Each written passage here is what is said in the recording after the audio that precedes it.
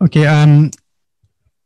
Overall, this year we have seen, as Kenneth presented, we have seen there is a jump in the use of Sedition Act and also Multimedia, Communication and Multimedia Act. For our record, as for now, it's passing 100, right? So it's passing 90, probably with the with other names that we haven't get. So probably it may touch 100. We hope this trend doesn't continue next year. Even without much space for the civil society this year with the pandemic and also movement control, the usage by the PN government on the Sedition Act and also as well as Communication and Multimedia Act is passing 100, which is scary, which is definitely a detrimental to the civic space and freedom of expression in Malaysia.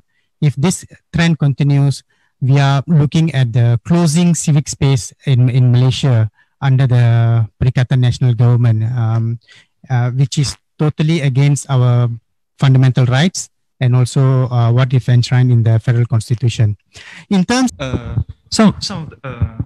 thank you for most of the question, but thank you for all the questions and I want to address one question in particular by Andrew about the political instability that affect human rights in Malaysia.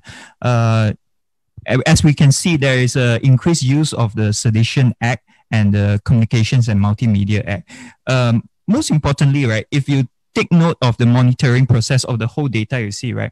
You see that the Sedition Act was most used, right, during when the nation was mired in political crisis, basically in the month of March, and subsequently, if we remember, it happens around September, October when Anwar try to instigate a change of government. So all this, right, actually is mostly about social media posting, insulting the democratic system of Malaysia or insulting the Agungs for being for having a say in all this, you know.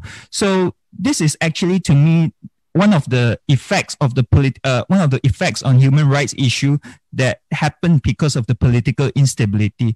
Lastly, I also want to mention the thing about regarding the fake news thing, you know, since we abolished the Anti-Fake News Act already, right?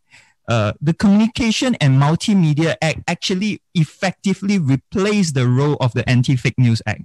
So a lot of fake news about the COVID-19, right, that was posted by Malaysians are actually investigated or some even charged or heavily penalized, you know, through Communication and Multimedia Act.